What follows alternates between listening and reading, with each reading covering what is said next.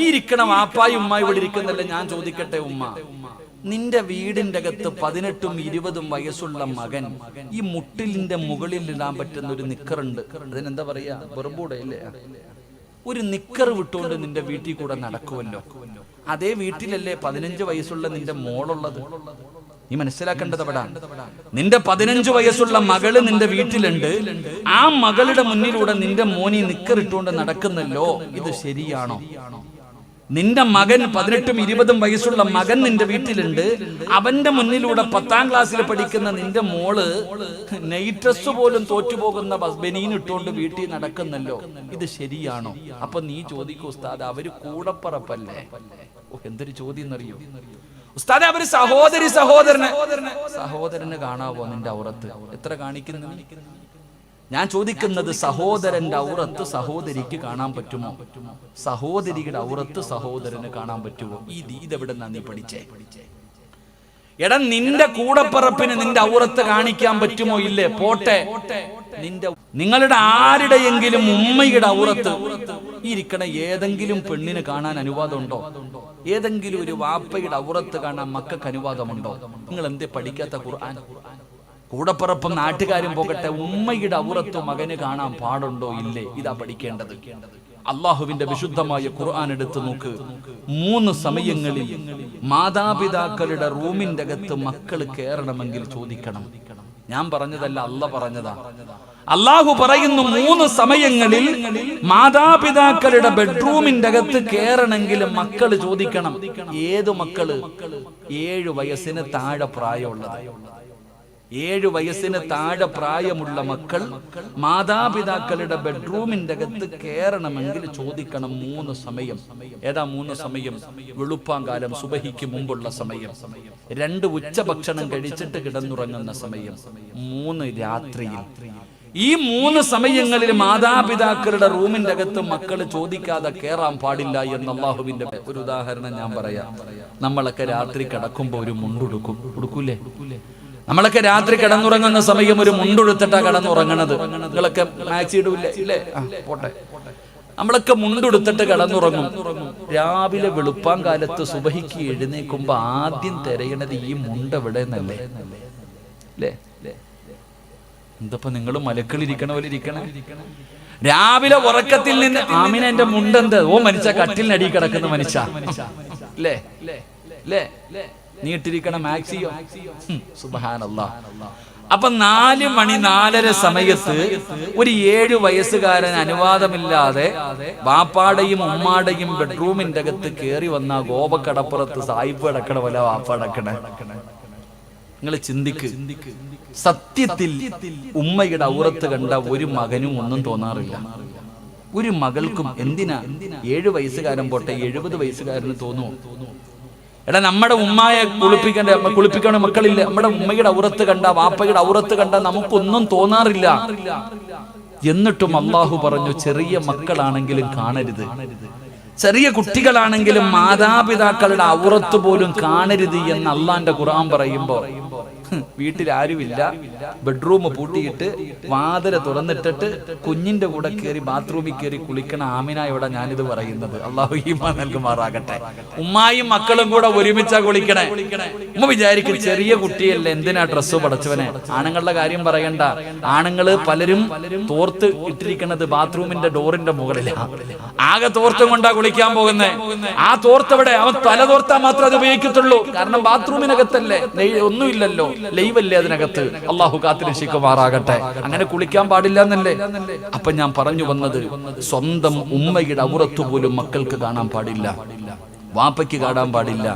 ഇതറിയുന്ന നീ, നിന്റെ മോള് അല്ലെങ്കിൽ നിന്റെ മകൻ ഇത്രയേ ഉള്ള നിക്കറിട്ടുകൊണ്ട് നടക്കുമ്പോ അവന്റെ പെടലിക്കൊന്ന് കൊടുത്തിട്ട്, എടാ ഇവിടെ നിന്റെ പെങ്ങളുണ്ട്, ഇവിടെ നിന്റെ ഉമ്മയുണ്ട്, നിന്റെ ഔറത്ത് ഇവരെ കാണിക്കാൻ പാടില്ല, ഇങ്ങനെ നടക്കരുത് എന്ന് പറയാൻ നിന്നെ കൊണ്ട് എന്തുകൊണ്ട് കഴിയുന്നില്ല? നീ ഒരു പെണ്ണല്ലേ, നിന്റെ പ്രായപൂർത്തിയായ മകള് രാത്രി ഭക്ഷണം കഴിക്കാൻ കൂടപ്പറപ്പിന്റെ മുന്നിൽ വന്ന് വാപ്പയുടെ മുന്നിലിരിക്കുമ്പോ മോളെ ഇങ്ങനെ ഇരിക്കാൻ പാടില്ല, ഇത് രാത്രി കിടന്നുറങ്ങുന്ന സമയം നിന്റെ ബെഡ്റൂമിന്റെ അകത്ത് ധരിക്കേണ്ട വസ്ത്രമാണെന്ന് പറഞ്ഞു കൊടുക്കാൻ എന്റെ പ്രിയപ്പെട്ടവരെ എന്തുകൊണ്ട് കഴിയുന്നില്ല എന്ന് നിങ്ങളൊന്ന് ചിന്തിച്ചു നോക്കൂ. നാണമില്ലാതെ പോയല്ലോ, ഈ ഉമ്മത്തിന് ലജ്ജയില്ലാതെ പോയല്ലോ. ആ ലജ്ജയില്ലാത്തത് കൊണ്ടല്ലേ പടച്ചവനെ ഇങ്ങനെ ഒരു കാലത്ത് നമ്മൾ ജീവിക്കുന്നത്. ആണിനും പെണ്ണിനും ഇന്ന് ലജ്ജയില്ലാതെ പോവുകയാണ്. എല്ലാമിനും വല്ലാത്ത സ്വാതന്ത്ര്യമാണല്ലോ. ആ ലജ്ജയില്ലാത്തത് കൊണ്ടാണ് പടച്ചവനെ ആരോടാ ഇത് പറയുന്നത്? പ്രായമുള്ള വാപ്പയും ഉമ്മയും ഭാര്യയും മക്കളും കൂടെ ഒരുമിച്ചിരുന്ന് സെക്സ് പടം കാണുന്ന കാലമല്ലോ. പടച്ചവനെ ഇംഗ്ലീഷ് പടം കാണുന്നത് ഫാമിലി ഒരുമിച്ചിരുന്ന കെട്ടിപ്പിടിച്ച് ചുംബനം കൊടുക്കുന്നത് വാപ്പ കാണുന്നുണ്ട്, ഉമ്മ കാണുന്നുണ്ട്, സഹോദരൻ കാണുന്നുണ്ട്, സഹോദരി കാണുന്നുണ്ട്. ഒരാൾക്കും നാണമില്ലല്ലോ. ഇതൊക്കെ ഇന്ന് പാപമല്ലല്ലോ ഉസ്താദ് എന്ന് ചിന്തിക്കുന്ന മുസ്ലിമേ, എന്റെ പ്രിയപ്പെട്ടവരോട് പറയുകയാണ്, അല്ലാഹുവിന്റെ പ്രവാചകൻ അവിടെന്ന് പറഞ്ഞു തന്നല്ലോ, അല്ലാഹുവിന്റെ റസൂൽ അവിടെന്ന് പറഞ്ഞല്ലോ, ഒരു കാലഘട്ടം കടന്നു വരും, ഒരു കാലഘട്ടം കടന്നു വരും. ലജ്ജയില്ലാത്ത സമൂഹമേ, അന്ന് വഴിയിൽ കടന്ന് വ്യഭിചരിക്കുമെന്ന് അല്ലാഹുവിന്റെ പ്രവാചകന് പറഞ്ഞത് മറന്നു പോകരുത്. അന്ന് റോഡിൽ കടന്ന് വ്യഭിചരിക്കുമല്ലോ. പടച്ചവനെ, ഞങ്ങളൊക്കെ ഈ ഹദീസ് പഠിച്ചപ്പോ അത്ഭുതപ്പെട്ടു പോയിട്ടുണ്ട്. ആരാ അല്ലാഹ് റോഡിൽ കടന്ന് വ്യഭിചരിക്കുന്നത്? അന്ന് ജനങ്ങൾ പറയും, നിങ്ങൾക്കൊന്ന് മാറിക്കടന്നുകൂടെ, ഒന്ന് മാറിക്കടന്ന് ചെയ്തുകൂടെ എന്ന് പറയുന്ന ഒരു കാലം വരുമെന്ന് അല്ലാഹുവിന്റെ പ്രവാചകൻ 1400 കൊല്ലങ്ങൾക്ക് മുമ്പ് അല്ലാഹുവിന്റെ റസൂൽ പറഞ്ഞ ഹദീസ് വായിക്കുമ്പോ വല്ലാത്ത അത്ഭുതമായിരുന്നു. പക്ഷേ ഇന്ന് മനസ്സിലാകുന്നുണ്ട് ചെറുപ്പക്കാരാ, ഏതെങ്കിലും ഒരു ബീച്ചിൽ പോകാൻ പറ്റുന്നുണ്ടോ? ഏതെങ്കിലും ഒരു പാർക്കിൽ പോകാൻ പറ്റുന്നുണ്ടോ? ട്രാൻസ്പോർട്ട് ബസിന്റെ ഏറ്റവും പുറകിലത്തെ സീറ്റിൽ നിന്നിരിക്കാൻ പറ്റുന്നുണ്ടോ? റോഡിൽ നിൽക്കുമ്പോ പടച്ചവനെ ഇണകളെ പോലെ കെട്ടിപ്പിടിച്ചുകൊണ്ട് പെണ്ണുങ്ങളെ പോകുന്ന രംഗം കാണുന്നവരല്ലേ? പടച്ചവനെ, എന്തേ പെങ്ങള്, അല്ലാഹുവേ, ഒരു കുട കെട്ടിയാൽ, ഒരു മരത്തിന്റെ ചരിവ് കെട്ടിയാൽ ആ സ്ഥലത്ത് പോലും കെട്ടിപ്പിടിച്ചിരുന്ന് ചുംബനം കൊടുക്കുന്നവർ പടച്ചവനെ മാളിക. ഈ രാജ്യത്ത് നിനക്ക് എന്ത് വേണമെങ്കിലും ചെയ്യാൻ സ്വാതന്ത്ര്യമുണ്ട്. അതിനെ കുറിച്ച് ഞാൻ പറയുന്നില്ല. എന്റെ പ്രിയപ്പെട്ട പെങ്ങളോട് എനിക്കൊരു അപേക്ഷയേ ഉള്ളൂ. നിനക്ക് എന്ത് വേണമെങ്കിലും ചെയ്യാം, നിനക്കെന്തും ധരിക്കാം, എങ്ങനെ വേണമെങ്കിലും നിങ്ങൾക്ക് നടക്കാം. എന്റെ പ്രിയപ്പെട്ട ഉസ്താദേ, നിങ്ങളൊക്കെ എത്ര വഅദ് പറഞ്ഞാലും എന്റെ സ്വഭാവത്തിൽ ഒരു മാറ്റമില്ല. ഞാൻ ഇങ്ങനെയേ ജീവിക്കൂ. എന്റെ പ്രിയപ്പെട്ട പെങ്ങളോട് എനിക്കൊരേ ഒരു അപേക്ഷയേ ഉള്ളൂ. മോളെ, നീ എവിടെ വേണമെങ്കിലും പൊക്കോ, ആരുടെ കൂടെ വേണമെങ്കിലും കറങ്ങിക്കോ, എങ്ങനെ വേണമെങ്കിലും നീ അടിച്ചു പൊളിച്ച് ജീവിച്ചോ. പക്ഷേ ഒരു ഉപകാരം ചെയ്യണേ, ഒരേ ഒരു കരുണ കാണിക്കണേ. എന്താണ് ചെയ്യേണ്ടതെന്നറിയോ? നീ ധരിക്കുന്ന ഈ ഫർദയൊന്ന് ഊരി മാറ്റണേ മോളെ. ഈ ഫർദ ധരിച്ചുകൊണ്ട് നീ ഈ പരിപാടി കാണിക്കരുത്. ഈ വൃത്തികേടുകൾ ഈ ഫർദ ധരിച്ചുകൊണ്ട് കാണിക്കരുത്. കാരണം നീ ഇട്ടിരിക്കുന്ന ഫർദയ്ക്കൊരു മഹത്വമുണ്ട്, അതിനൊരു സ്ഥാനമുണ്ട്, അതിനൊരു വിലയുണ്ട്. ആ ഫർദ പെങ്ങളെ ആര് ധരിച്ചതെന്നറിയോ? അല്ലാഹുവേ, മഹദിയായ ഖദീജ ബീബി റളിയല്ലാഹു തആല ധരിച്ചതാ, മഹദിയായ ഫാത്തിമ ബീബി ധരിച്ചതാ, ആയിഷ ബീബി ധരിച്ചതാ, സുമയ്യ ബീബി ധരിച്ചതാ, ആസിയ ബീബി ധരിച്ചതാ, മറിയം ബീബി ധരിച്ചതാ, നഫീസത്തുൽ മിസ്രിയ ധരിച്ചതാ, മൈമൂനത്തുൽ മിസ്രിയ ധരിച്ചതാ, റാബിയത്തുൽ അദബിയ ധരിച്ചതാ. ഒരുപാട് മുൻഗാമികളായ മഹദിമാര് ധരിച്ചിരുന്ന പുണ്യമായ വസ്ത്രമാണ് ഫർദ. അതിന് നീ തരം താഴ്ത്തല്ലേ, അതിനെ ഒരു മറയാകല്ലേ, ഈ ഉമ്മത്തിനെ നാണം കെടുത്തല്ലേ. എന്റെ പ്രിയപ്പെട്ട പെങ്ങള്, ഇതുപോലെയുള്ള പരിപാടികൾ നീ കാണിക്കുമ്പോ നീ ചിന്തിക്കേണ്ടത് നീ നാളെ ആരുടെ പുറകിൽ നിന്നാ സ്വർഗത്തിൽ പോകേണ്ടത്. അല്ലാഹുവിന്റെ പ്രവാചകന്റെ കരളിന്റെ കഷ്ടമായ മകള് ഫാത്തിമ ബീവി റളിയല്ലാഹു തആല അൻഹയുടെ പുറകിൽ നിന്ന് സ്വർഗത്തിൽ പോകാ കൊതിക്കുന്നവളാ. ആരാണ് ഫാത്തിമ എന്നറിയോ? അല്ലാഹുവിന്റെ പ്രവാചകന്റെ പൊന്നാര മകളാരെന്നറിയോ? മരിക്കുന്നതിന്റെ തലേ ദിവസം തന്റെ പ്രിയപ്പെട്ട ഭർത്താവിന്റെ കയ്യിൽ പിടിച്ചിട്ട് ഫാത്തിമ ബീവി റളിയല്ലാഹു തആല അവിടെന്ന് പറയുന്നു, അലിയേ, ഞാൻ മരിച്ചു കഴിഞ്ഞാൽ പകല് എന്നെ, രാത്രിയിൽ എന്നെ, പകലെന്നെ കബറടക്കരുത്, എന്നെ പകല് കബറടക്കരുത്, എന്നെ രാത്രിയിലെ കബറടക്കാവോ? അലിയാര് തങ്ങൾ ചോദിച്ചു, ഫാത്തിമ എന്തുകൊണ്ടാണ് പകല് കബറടക്കരുതെന്ന് പറയാനുള്ള കാരണമെന്താ? ആ സമയത്ത് ഫാത്തിമ ബീബി റളിയല്ലാഹു തആല പറയുകയാ, എന്റെ കഫം പൊതിയുന്നത്, എന്റെ മയ്യത്ത് ചുമക്കുന്നത്, എന്റെ മയ്യത്ത് കബറിൽ ഇറക്കി വെക്കുന്നത് അന്യ പുരുഷന്മാരാണല്ലോ അലിയേ. പകലാണ് എന്നെ കബറടക്കുന്നതെങ്കിൽ എന്റെ മയ്യത്ത് പൊതിയുമ്പോ, എന്റെ മയ്യത്ത് ചുമക്കുമ്പോ, എന്റെ മയ്യത്ത് കബറിൽ ഇറക്കി വെക്കുമ്പോ അന്യ പുരുഷന്മാർ എന്റെ ശരീരത്തിന്റെ വടിവ് കാണുമല്ലോ. എനിക്കത് ഇഷ്ടമല്ല അലിയേ. അതുകൊണ്ട് രാത്രിയിലെ എന്നെ കബറടക്കാവോ എന്ന് പറഞ്ഞ ഫാത്തിമ ബീബി റളിയല്ലാഹു തആല അൻഹ ആ ഫാത്തിമയുടെ പുറകിൽ നിന്ന് സ്വർഗത്തിൽ പോകാ കൊതിക്കുന്ന പെണ്ണ് എങ്ങനെ കഴിയുന്ന പൊന്നുമോള്, എങ്ങനെ കഴിയുന്ന പൊന്നുമോള്? നാണമില്ലേടാ ചെറുപ്പക്കാരാ, പിച്ചക്കാരിയടാ, പൈസയില്ലാത്ത പാവപ്പെട്ട മരത്തിന്റെ ചുവട്ടിലും കടത്തിണ്ടെങ്കിലും കിടക്കുന്ന പാവങ്ങളുണ്ടല്ലോ. ആ പാവങ്ങൾ ധരിക്കുന്നത് പോലെ കീറിപ്പറഞ്ഞ വസ്ത്രവും ധരിച്ച് നടക്കുന്ന ഫക്കീറായ ചെറുപ്പക്കാരാ, എടാ പൈസയില്ലാഞ്ഞിട്ടല്ലോ, വാങ്ങാൻ പണമില്ലാഞ്ഞിട്ടല്ലോ, പൈസ കൊടുത്ത് കീറിയ പാൻറ് മിറ്റിട്ട് നിന്റെ തുടയും നിന്റെ ഔറത്തും നാട്ടുകാർ പ്രദർശിപ്പിക്കുന്ന യുവത്വമേ, വയത് കഴിഞ്ഞിട്ട് പോകുമ്പോ, റോഡിലൂടെ പോകുമ്പോ പടച്ചവനെ മുണ്ട് മടക്കി കുത്തിയിട്ട് ഔറത്ത് വെളിയിൽ കാണിച്ചുകൊണ്ട് നാട്ടിലെ പെണ്ണുങ്ങൾക്കും ആണുങ്ങൾക്കും പ്രദർശനം നടത്തുന്ന വാപ്പാ, എന്ത് വസ്ത്രം വേണമെങ്കിലും ധരിക്കാ, എങ്ങനെ വേണമെങ്കിലും നടക്കാ. ഈ രാജ്യത്ത് കേസില്ലല്ലോ. ഒരു പെണ്ണ് വ്യഭിചരിച്ചാ പോലും കേസില്ലാത്ത രാജ്യമല്ലേ. അതുകൊണ്ട് എന്റെ പ്രിയപ്പെട്ടവരോട് പറയുകയാണ്, നിങ്ങൾ ആരെയും ഞാൻ നന്മ പഠിപ്പിക്കാൻ വരുന്നില്ല. എന്റെ പ്രിയപ്പെട്ടവരെ, നിങ്ങൾ ആരോടും ഞാൻ വാശി കാണിക്കുന്നില്ല. എങ്ങനെ വേണമെങ്കിലും നടന്നോ, എങ്ങനെ വേണമെങ്കിലും ജീവിച്ചോ, അതിനുള്ള അവകാശം നിനക്കുണ്ടല്ലോ, അതിനുള്ള സ്വാതന്ത്ര്യമുണ്ടല്ലോ. പക്ഷേ ഖുർആനിലെ ഒരായത്ത് നീ മറക്കരുത്. ചെറുപ്പക്കാരോട് എനിക്ക് പറയാറുള്ളത്, ഉപ്പമാരോട് എനിക്ക് പറയാറുള്ളത്, നിങ്ങളെ മറക്കല്ലേടി പൊന്നുമോള്. വിവാഹ വീട്ടിലേക്ക് കടന്നു പോകുമ്പോ, ഫംഗ്ഷനുകളിലേക്ക് കടന്നു പോകുമ്പോ സർവ്വതും മറന്ന് യൂട്യൂബിലേക്ക് അതാ വീഡിയോ പിടിച്ചിടുന്ന എന്റെ പ്രിയപ്പെട്ട പെങ്ങളോട് പറയുകയാ, പഠിച്ചവനെ പറയാൻ പാടില്ലല്ലോ, പറഞ്ഞാല് പറയുന്നവനെ നാണം കെടുത്തുന്ന കാലമാണല്ലോ. എന്റെ പ്രിയപ്പെട്ട പെങ്ങള്, എന്തു വേണമെങ്കിലും ചെയ്തോ, പക്ഷേ ഒരായത്ത് ഓർത്തു വെച്ചോ. അല്ലാഹുവിന്റെ വിശുദ്ധമായ ഖുർആനിലെ ഒരായത്ത് ഞാൻ നിനക്ക് പറഞ്ഞു തരാ. എന്ത് മറന്നാലും ഇത് മറക്കല്ലേ, എന്ത് മറന്നാലും ഇത് മറക്കല്ലേ. ഏതായത്തെന്നറിയോ? കരിമ്പാറയിൽ കുത്തിവെക്കുന്നത് പോലെ നിങ്ങളുടെ ഹൃദയങ്ങളെ കുത്തിവെക്കാനുള്ള ആയത്താണ്. നിങ്ങൾ എന്തു മറന്നാലും ഇത് മറക്കരുത്. ഏതായത്താ? വത്തഖൂ യൗമന തുർജഊന ഫീഹി ഇലല്ലാഹ്. മറക്കല്ലേ വാപ്പാ, മറക്കല്ലേ ചെറുപ്പം. ആദം നബി സ്വർഗ്ഗത്തിലൂടെ ഇങ്ങനെ നടക്കുകയായി. ആദമുസ്കുൻ അൻത വസൗജുകൽ ജന്ന വകുലാ മിൻഹാ റഗദൻ ഹൈസു ശഅതുമാ വലാ തഖറബാ ഹാദിഹി ഷജറ ഫതകൂനാ മിനൽ ളാലിമീൻ. ആദം നബി സ്വർഗ്ഗത്തിലൂടെ ഇങ്ങനെ നടക്കുന്നുണ്ട്. പഴങ്ങൾ, അല്ലാഹുവേ തോട്ടങ്ങൾ, അരുവികൾ, പുഴകൾ, മനോഹരമായ സ്വർഗ്ഗം ഇങ്ങനെ കണ്ട് ആസ്വദിച്ചു ആസ്വദിച്ചു ആസ്വദിച്ചു നടക്കുകയാ.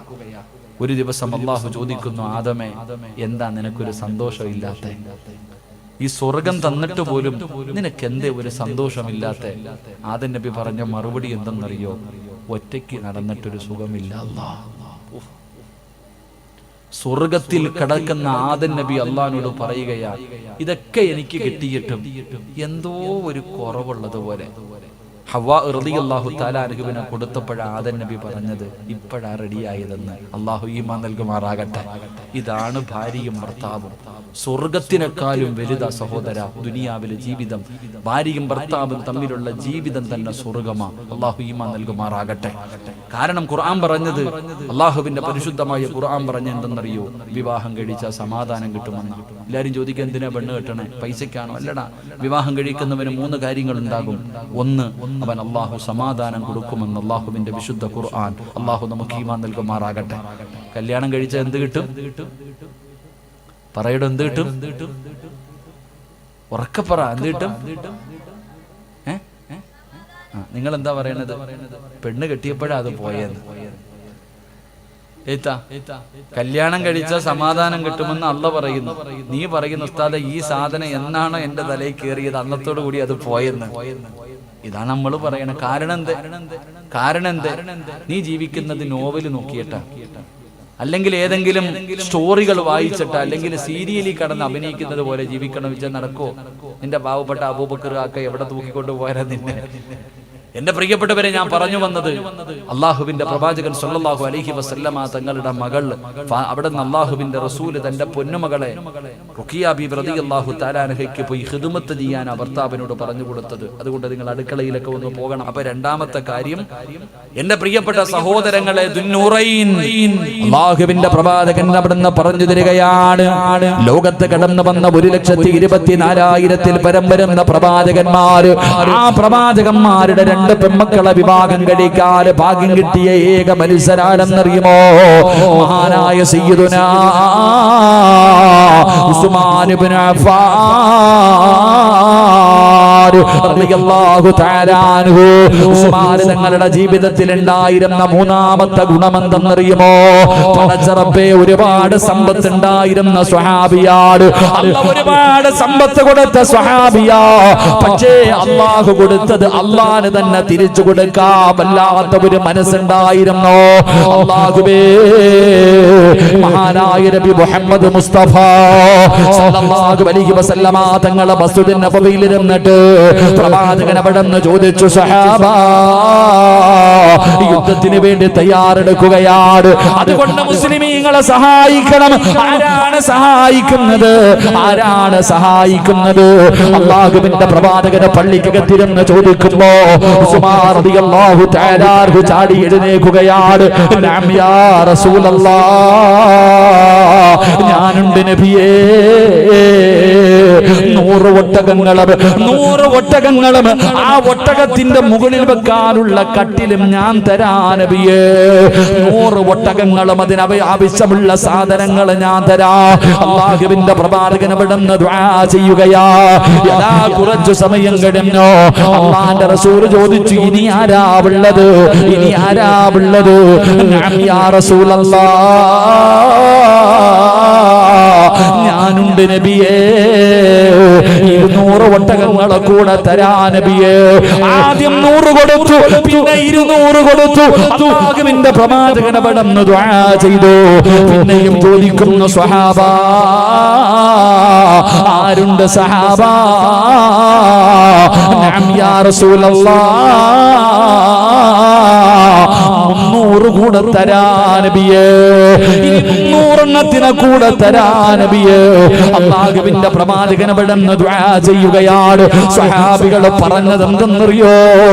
അല്ലാഹുവിന്റെ പ്രവാചകനെ ചോദിച്ചു കൊണ്ടിരുന്നെങ്കിൽ ഉസ്മാൻ തങ്ങൾ തന്റെ സമ്പത്ത് മുഴുവനും കൊടുക്കുമായിരുന്നു. അതിനും മടിയില്ലാത്ത സഹാബിയാ, അതിനും മടിയില്ലാത്ത സഹാബിയാ.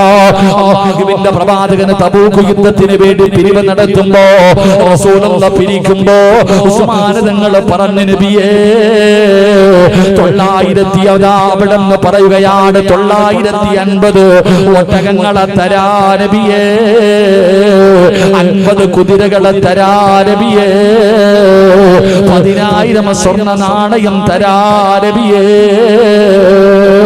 അമ്പാലിയുടെ പണത്തിന്റെ വലിപ്പം കണ്ട് ഞെളിയുന്ന മനസ്സാ മോനെ, അവനൊന്നും ഉസ്മാൻ തങ്ങളുടെ മുന്നിൽ ആരുമായിരുന്നില്ല. 950 ഒട്ടകങ്ങള്, യഥാ 50 കുതിരകള്, 10,000 വരുന്ന സ്വർണ്ണ നാണയം ഞാൻ തരാ നബിയേ. ഉസ്മാൻ തങ്ങൾ അങ്ങനായിരുന്നു. പടച്ചവനെ, അതാ നിങ്ങൾ ഇന്ന് മക്കത്തും മദീനത്ത് പോകുമ്പോ ഒരുപാട് കിണറുകൾ കാണുമല്ലോ.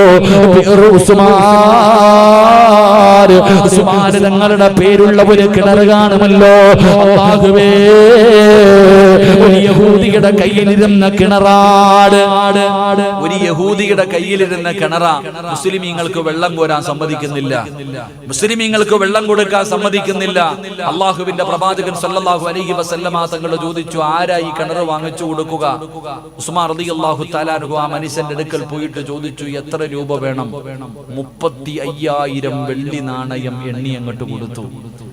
35,000 വെള്ളി നാണയം എണ്ണിക്കൊടുത്തിട്ട് ആ മനുഷ്യൻ ആ കിണർ വാങ്ങിയിട്ട് മുത്തുനബിയുടെ കയ്യിൽ, മുത്തുനബി സല്ലല്ലാഹു അലൈഹി വസല്ലമ തങ്ങളോട് പറഞ്ഞു, നബി ആ കിണർ ഞാൻ വാങ്ങി മുസ്ലിമീങ്ങൾക്ക് വേണ്ടി ഞാൻ കൊടുത്തു, ആർക്ക് വേണമെങ്കിലും വരാം. അതാ മനസ്സ്. അള്ളാഹുവിന്റെ പരിശുദ്ധമായ മക്കയും മദീനയും കഅബയൊക്കെ നമ്മൾ കഅബാലയത്തിൽ പോകുമല്ലോ. ആ കഅബയുടെ പുനർനിർമ്മാണം നടക്കുമ്പോ എന്റെ പ്രിയപ്പെട്ടവരെ ആര് ചോദിച്ചോ ആ ചോദിച്ച പൈസ കൊടുത്തിട്ടാ വാങ്ങിയത്. ആ ചോദിച്ചത് എത്ര രൂപയാണോ ആ സ്ഥലത്തിന് വേണ്ടി ഉടമ ചോദിച്ച പൈസ കൊടുത്തിട്ട് മഹാനായ ഉസ്മാൻ റളിയല്ലാഹു തആല അൻഹു ആ കഅബാലയത്തിന്റെ വിപുലീകരണത്തിന് വേണ്ടി സ്ഥലം വാങ്ങി കൊടുത്തത് എന്ന് ചരിത്രം പഠിപ്പിക്കുന്നു. നമ്മളെങ്ങാണ് ഒരു വട്ടം പള്ളിക്ക് 5 രൂപ കൊടുത്തിട്ടുണ്ടെങ്കിൽ ചോദിക്കും, പണ്ട് തന്നില്ലേ? എടാ, പള്ളിയുടെ പിരിവ് നടക്കുന്നത് വല്ലതും താടാ, കഴിഞ്ഞ പിരിവിന് തന്നില്ലേ? തീർന്നു, അതോടുകൂടി. നമുക്കങ്ങനെ ചോദിച്ചാൽ കൊടുക്കാൻ നമുക്ക് മനസ്സില്ല. എന്റെ പ്രിയപ്പെട്ടവരെ, അല്ലാഹു തന്ന സമ്പത്ത് അല്ലാഹ്ക്ക് തന്നെ കൊടുക്കുന്ന ഒരു മനസ്സ് അത് എല്ലാവർക്കും ഉണ്ടാകണമെന്നില്ല. അത് എല്ലാവർക്കും കഴിയില്ല. ചിലപ്പോ കോടിക്കണക്കിന് ആസ്തിയുള്ളവന് ചിലപ്പോ അതിനുള്ള മനസ്സുണ്ടാകണമെന്നില്ല. വാടക വീട്ടിൽ കിടക്കുന്ന, അതിലെ വഴുതിന് വരുന്ന പെണ്ണുങ്ങൾ സ്വർണ്ണാഭരണം ഇട്ടുകൊണ്ട് ഗൾഫുകാരന്റെ ഭാര്യ സുഖിച്ചിരിക്കുമ്പോ, ഉസ്താദെ ഒരു മോതിരം എന്തിനാ? 8 ലക്ഷം കടവുണ്ട് ഉസ്താദെ, ദുആ ചെയ്യാൻ. നിനക്ക് 1 രൂപ കടവില്ല, 8 ലക്ഷം വീടിനകത്തിരിക്കുന്നുണ്ട്. നിന്റെ വീടിന്റെ അലമാരിക്കകത്ത് 10ഉം 25ഉം പവൻ നീ കെട്ടിവെച്ചിട്ടുണ്ട്. നിനക്ക് മനസ്സില്ല. പക്ഷേ കടക്കാരിയായ കേറിക്കിടക്കാൻ വീടില്ലാത്ത പെങ്ങള് തന്റെ കയ്യിൽ കിടന്ന് ദൂരിത്തരുന്നത് അതൊരു മനസ്സാ. അത് അല്ലാഹു കൊടുക്കുന്നതാ, അത് അല്ലാഹു കൊടുക്കുന്നതാ.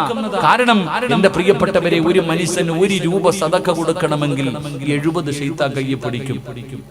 70 ശൈത്താൻ കയ്യെ പിടിച്ചിട്ട് പറയും, ദാരിദ്ര്യം വരും, മക്കളെ കെട്ടിക്കണം, വീട് വെക്കണം, കൊറോണ വരുന്നുണ്ട്, ലോക്ക്ഡൌൺ വരും, കച്ചവടം തകർന്നു പോകും, അതുകൊണ്ട് കൊടുക്കല്ലേ കൊടുക്കല്ലേ എന്ന് 70 ശൈത്താന്മാര് കയ്യിൽ പിടിച്ചുകൊണ്ട് പറയും.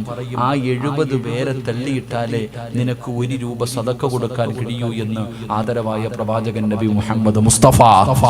അതാണ് ചിന്തിക്കേണ്ടത്. എല്ലാവർക്കും കഴിയുന്ന ഒരു കാര്യമല്ല. എന്റെ പ്രിയപ്പെട്ടവരെ, അള്ളാഹു ഇഷ്ടപ്പെട്ടവർക്ക് മാത്രമേ സദഖ കൊടുക്കാൻ പറ്റൂ. അത് നല്ല കാര്യത്തിന് വേണ്ടി ഗാനമേളയ്ക്ക് കൊടുക്കാം, ഫുട്ബോൾ കളിക്ക് കൊടുക്കാം, ഫ്ലെക്സ് വെക്കാൻ കൊടുക്കാം, അല്ലെങ്കിൽ പത്രത്തിൽ വരുമെങ്കിൽ കൊടുക്കാം. അള്ളാഹു ഇഷ്ടപ്പെട്ട കാര്യങ്ങൾക്ക് വേണ്ടി സദഖ കൊടുക്കണമെങ്കിൽ അതിന് അല്ലാഹ് ഇഷ്ടപ്പെടുക തന്നെ ചെയ്യണം. അള്ളാഹു നമുക്ക് ഈവാ നൽകുമാറാകട്ടെ. സംഘാടകർ ബക്കറ്റുമായിട്ട് നിങ്ങളുടെ മുന്നിലേക്ക് കടന്നു വരുന്നു. എന്തിനു വേണ്ടി എന്നറിയുമോ? ഈ പള്ളിയുടെ വരുമാനത്തിന് വേണ്ടി ഒരു 5 സെന്റ് വാങ്ങാൻ, ഒരു 5 സെന്റ് സ്ഥലം വാങ്ങാൻ. അൽഹംദുലില്ലാഹ്, അള്ളാഹുവിന്റെ പള്ളിക്ക് വേണ്ടി എന്റെ പ്രിയപ്പെട്ടവരെ, അവര് നിങ്ങളുടെ മുന്നിലേക്ക് കടന്നു വരികയാ. ഇബ്ലീസ് കടന്നു വന്ന് ഓരോ മനുഷ്യന്റെ ചാരത്തും ഓരോ വ്യക്തിയുടെ ചാരത്തും ഇബ്ലീസ് കടന്നു വന്നോ. 70 അല്ല 700 എണ്ണം അടുത്ത് വന്ന് നിൽക്കുന്നുണ്ട്. കൊടുക്കല്ലേ കൊടുക്കല്ലേ, ഇന്ന് നിങ്ങൾ അവനെ പരാജയപ്പെടുത്തിയാൽ, ഇന്ന് നിങ്ങൾ ആരെങ്കിലും അവനെ പരാജയപ്പെടുത്തിയാ പെങ്ങളെ രക്ഷപ്പെടും. പെങ്ങളെ നിനക്ക് രക്ഷപ്പെടാൻ കഴിയും. ഇന്നവരെ പരാജയപ്പെടുത്തിയ മരണസമയത്ത് നിന്നെ പിഴപ്പിക്കാൻ വരുമ്പോ അവനെ പരാജയപ്പെടുത്താൻ നമുക്ക് കഴിയുമല്ലോ. അല്ലാഹുവിന്റെ പ്രവാചകൻ പറഞ്ഞു, അസ്സദഖത്തു റദ്ദുൽ ബലായാ, സദഖ വിപത്തുകളെ തട്ടിമാറ്റുമെന്നാണ്. സദഖ വിപത്തുകളെ തട്ടിമാറ്റുമെന്നാണ്. എന്റെ പ്രിയപ്പെട്ടവരെ, നിനക്ക് വരാനിരിക്കുന്ന മാരകമായ രോഗങ്ങളും അപകടങ്ങളും ഇതൊക്കെ തട്ടിമാറ്റാൻ സദഖയ്ക്ക് കഴിയുമല്ലോ. ക്യാൻസർ മരുന്നില്ലെന്ന് ആരാ പറഞ്ഞത്? ഏത് രോഗത്തിനും മരുന്നുണ്ട് പെങ്ങള്, ഏത് രോഗത്തിനും മരുന്നുണ്ട് പെങ്ങള്. അല്ലാഹുവിന്റെ പ്രവാചകൻ അവിടെ നിന്ന് പറഞ്ഞു, അല്ലാഹുവിന് ചില അടിമകളുണ്ട്, അവര് രോഗം വന്നാ സദഖ കൊണ്ട് ചികിത്സിക്കുമെന്ന് നബി മുഹമ്മദ് മുസ്തഫ സല്ലല്ലാഹു അലൈഹി വസല്ലമ തങ്ങൾ പറയുമ്പോ, സത്യമല്ലേ മോളെ പറഞ്ഞത്? ഉസ്താദേ, എന്റെ ടെസ്റ്റിന് അയച്ചിട്ടുണ്ട്, എന്റെ ശരീരത്തിൽ ഒരു മുഴയുണ്ട്, ഡോക്ടർ ടെസ്റ്റിന് അയച്ചിരിക്കുകയാ, ക്യാൻസർ ആണോ എന്നറിയാ. അപ്പൊ നിനക്ക് 500 1000 കൊടുക്കാൻ മനസ്സുണ്ടല്ലോ.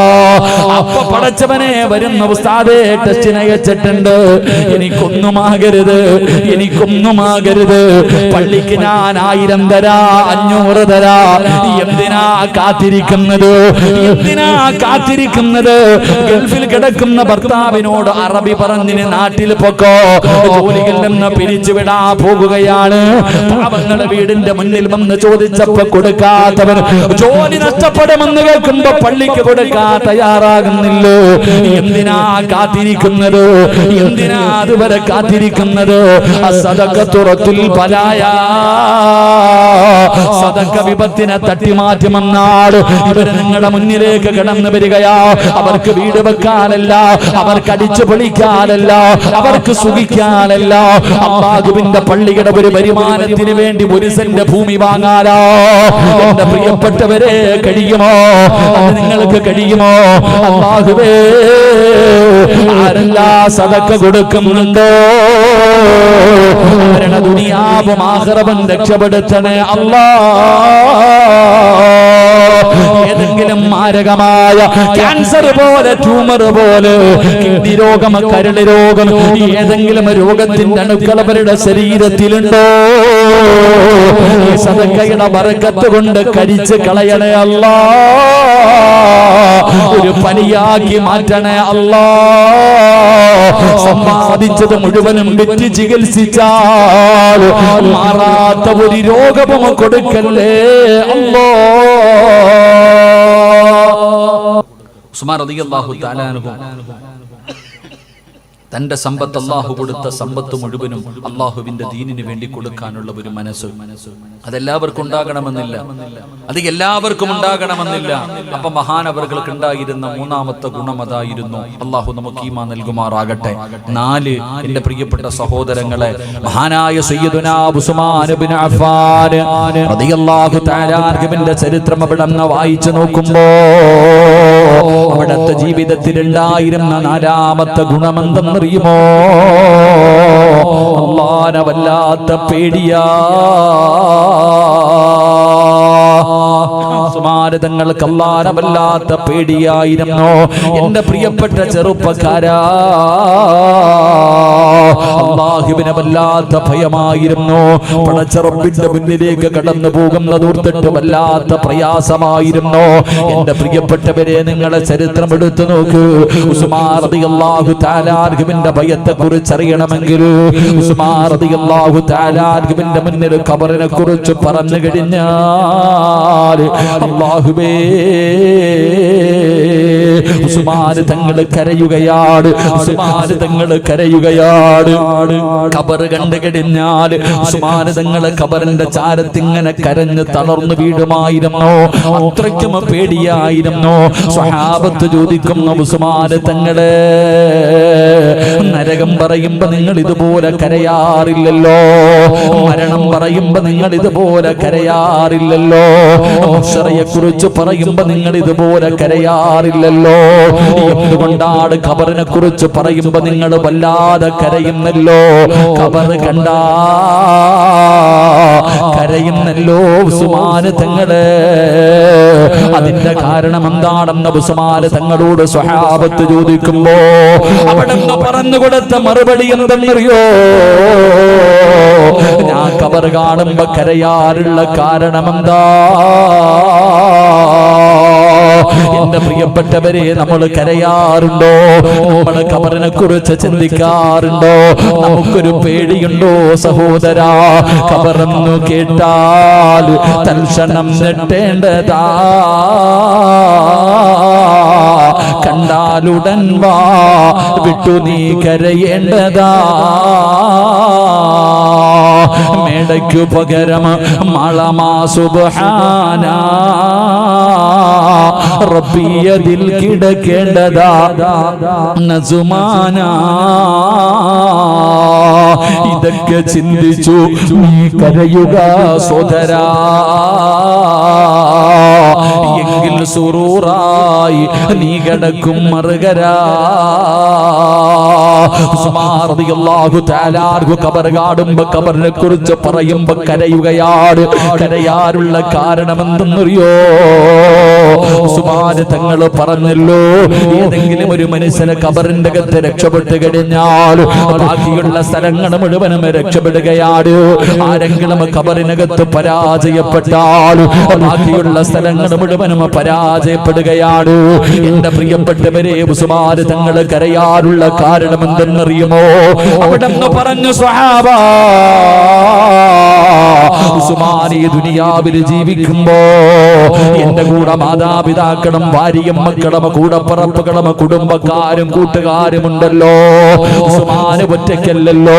ഈ സദസ്സിലിരിക്കുന്ന പെങ്ങള്, ഇന്ന് നീ ജീവിക്കുമ്പോ നിന്റെ കൂടെ നിന്റെ ഉമ്മയുണ്ട്, നിന്റെ ബാപ്പയുണ്ട്, നിന്റെ ഭർത്താവുണ്ട്, നിന്റെ മക്കളുണ്ട്, നിന്റെ കുടുംബക്കാരുണ്ട്, നിന്റെ കൂടപ്പറപ്പുണ്ട്, നിന്റെ കൂട്ടുകാരുണ്ട്.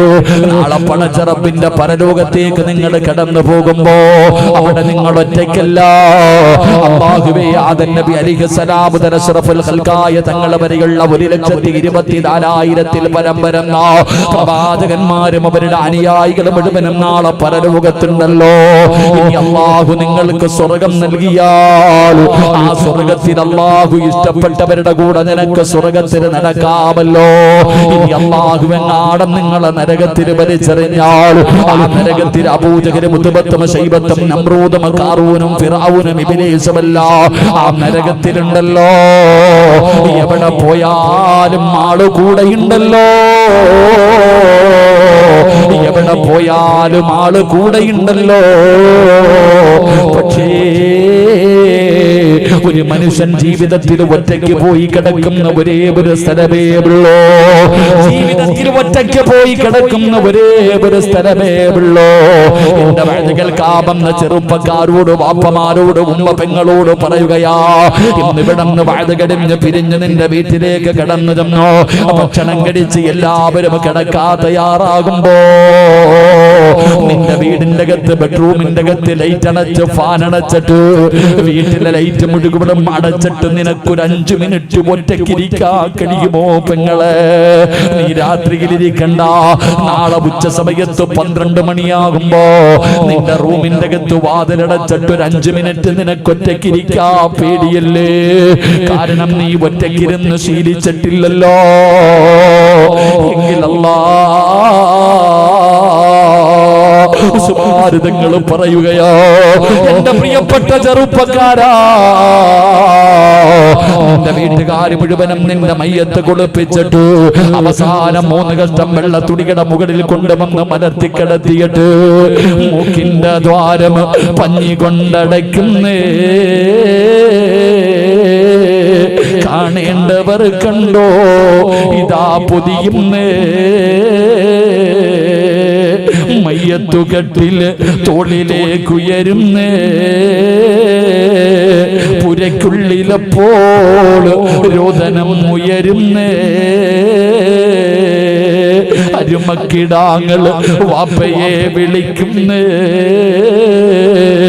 അതിനുത്തരം നൽകാതെ നീ കിടക്കുന്നേ നിന്റെ മയ്യത്ത് കുളിപ്പിച്ച് വീടിന്റെ അകത്ത് 3 കത്തം വെള്ള തുണികളെ മുകളിൽ കൊണ്ടുവന്ന് കിടത്തിയിട്ട് നിന്റെ വാപ്പയും നിന്റെ ഭർത്താവും നിന്റെ സഹോദരനും വിളിച്ചു പറയുകയാ പുതിയാ പോകുകയാണ് കാണേണ്ടവരൊക്കെ കണ്ടുകൊള്ളാറ് അങ്ങനെ മയ്യത്ത് കാണാ തിരക്ക് കൂട്ടുമ്പോ നിന്റെ ഉപ്പയാ പറയുന്നത് നിന്റെ ഭർത്താവാ പറയുന്നത് നിന്റെ പൊന്നുമക്കളും പറയുന്ന കണ്ടതൊക്കെ മതി പൊതിഞ്ഞുകൊള്ളാ അല്ലാഹുവേ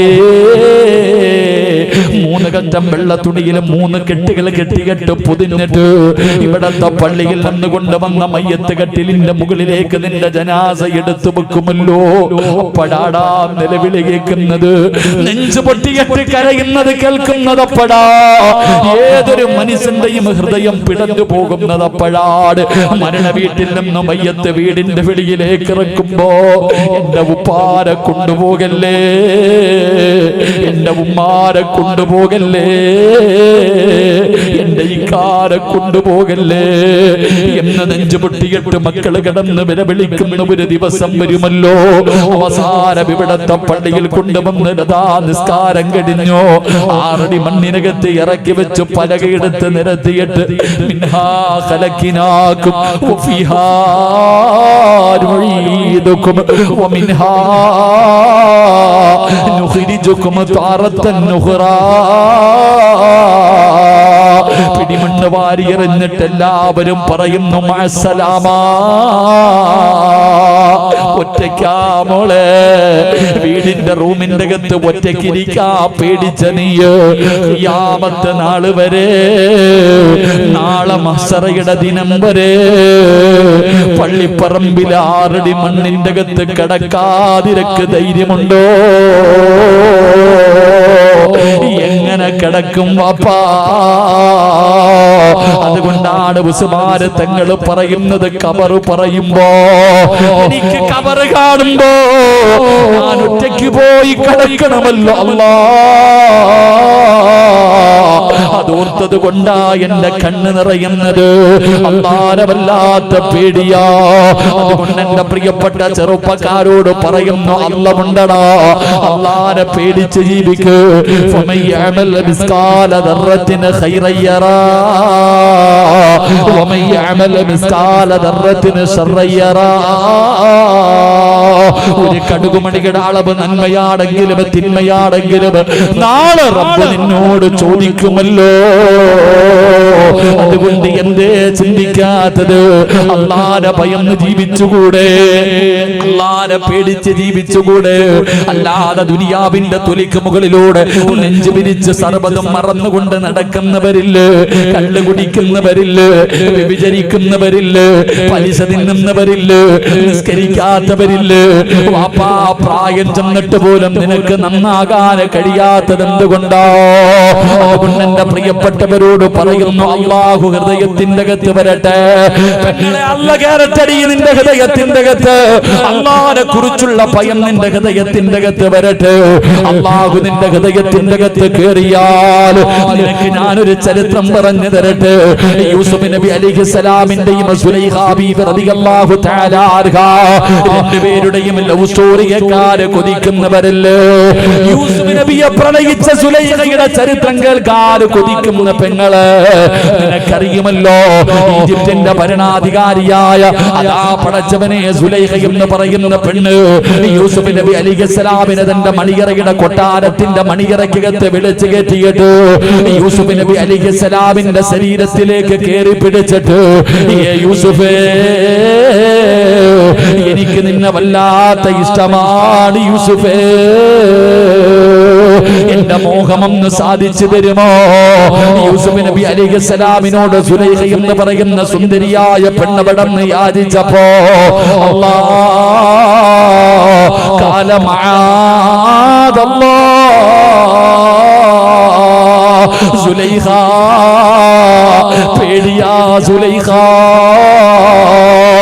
എനിക്ക് അല്ലാഹുവിനെ പേടിയാ സുലൈഖ പറയണവടാ ചെറുപ്പക്കാരാ പാപം ചെയ്യാൻ അവസരം കിട്ടുന്ന സമയത്ത് തെറ്റ് ചെയ്യാൻ അവസരം കിട്ടുന്ന സമയത്ത് പറയണം ഇന്നീ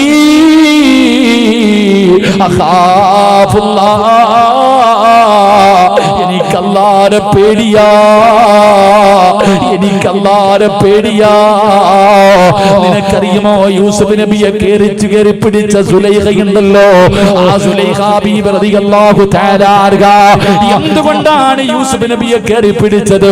സ്നേഹം കൂടിയത് കൊണ്ടല്ലോ സ്നേഹം കൂടിയത് കൊണ്ടല്ലോ യൂസുഫ് നബി അലൈഹിസ്സലാം വർഷങ്ങൾക്ക് ശേഷം ഈജിപ്തിന്റെ ഭരണാധികാരിയായി സുലൈഖ ബീബിയെ വിവാഹം കഴിച്ചു സുലൈഖ ബീബിയെ വിവാഹം കഴിച്ചു അത് മാത്രം കേട്ടാ പോരാ യൂസുഫ് നബിയുടെയും സുലൈഖ ബീബിയുടെ ചരിത്രത്തിന്റെ അവസാനം പഠിക്കൂ യൂസുഫ് നബി അലൈഹിസ്സലാം സുലൈഖയെ വിവാഹം കഴിച്ചു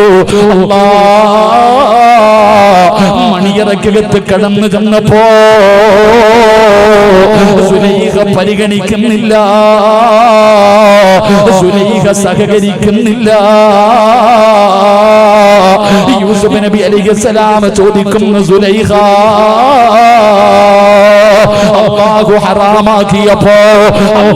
ഹറാമാക്കിയപ്പോ എന്നോടുള്ള സ്നേഹം കാരണം നീ എന്നെ കേറി പിടിച്ചവളാ അല്ലാഹു ഹലാലാക്കി തന്നല്ലോ നീ എന്റെ ഭാര്യയാണല്ലോ എന്ത് വേണമെങ്കിലും ചെയ്യാമല്ലോ സുലൈഖ എന്തേ പരിഗണിക്കാത്തത് എന്തേ സഹകരിക്കാത്തത് സുലൈഖ ബീബി റളിയല്ലാഹു തആല അൻഹ അവിടെന്ന് പറഞ്ഞ മറുപടി എന്തെന്നറിയുമോ? യൂസുഫേ അന്ന് നിന്നെ കേറി പിടിക്കാനുള്ള കാരണം എന്തെന്നറിയോ?